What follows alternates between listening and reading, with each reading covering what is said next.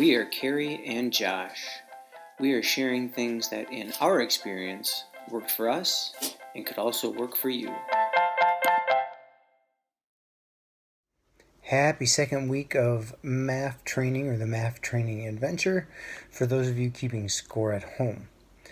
Week 2, not much different than week 1.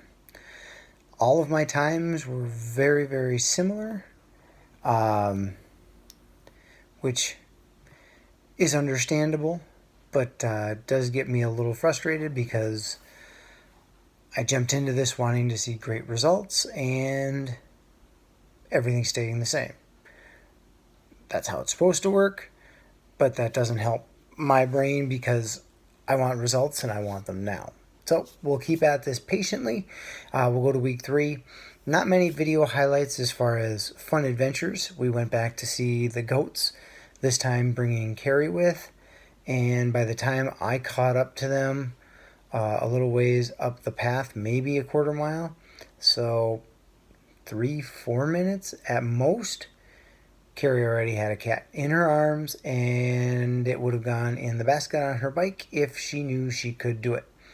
So we will, there might be one more week of a trip with the goats, but we'll try to go find some other fun adventures to go and see and let you know some good places to go. A couple things I did notice this week. Running after supper, not as good for the heart rate. If I run after school, I feel a lot better. I felt a little worse right away, and my heart rate jumped fast. And I ended up going, it was a 5-mile run, so it was longer than last week's, but the heart rate jumped real fast, and I had to spend most of those 5 miles kind of teetering on the edge of crossing over the 142 beats a minute.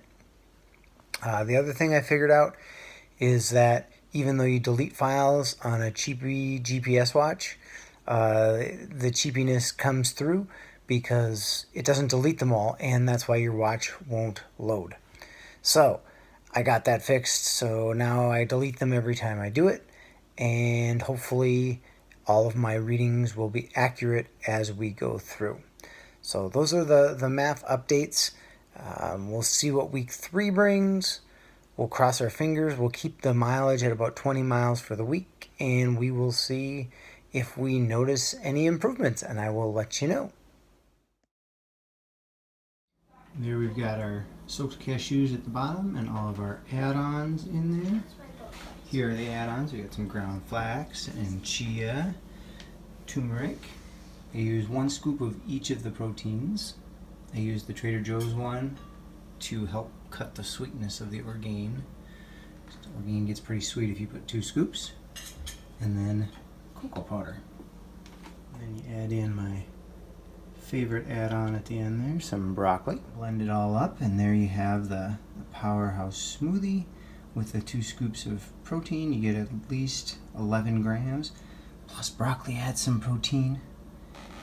And there's the nice sauteed vegetables that it goes with for a good anti-inflammatory recovery smoothie. Alright, this week's workout one is to counter out the 1 minute on, 1 minute off push-ups from last week. So this one, I have 40-pound dumbbells. I do as many rows as I can. And right now I put my arms down to rest, so you go back, and you gotta make sure you hold good form. But you do it for 1 minute on, 1 minute rest, and that's a good one to kill the back to counter out the push-ups from last week. My words of wisdom this week come from another favorite of mine. There's 2 people I really feel like I get a lot from. And one of those was my first week person of Inky Johnson, who we will visit many, many more times. The other one is John Gordon, and I have done a blog on him already, but if you have a chance, read The Energy Bus. It's something that completely shifted my thinking help me realize that I'm in control of how things go, how I view things. So when reading that book, I have 2 favorite rules to keep in mind. One is you drive your own bus. You have control of how you view things, if it's going to be a have to or a get to. On a Monday morning, do I have to get up and go to work, or do I get to get up and go to school? If you view things as a get to, it's a lot better for your brain. The other one is kind of a funny one. I've shared it with my 3rd graders. No vampires allowed on the bus. If you think of a vampire, they suck the blood. So an energy vampire sucks the fun energy out of something. So if you let those energy vampires onto your bus, then they're going to suck the fun energy out of whatever you happen to be doing. And you have control of whether you let them into your head or not.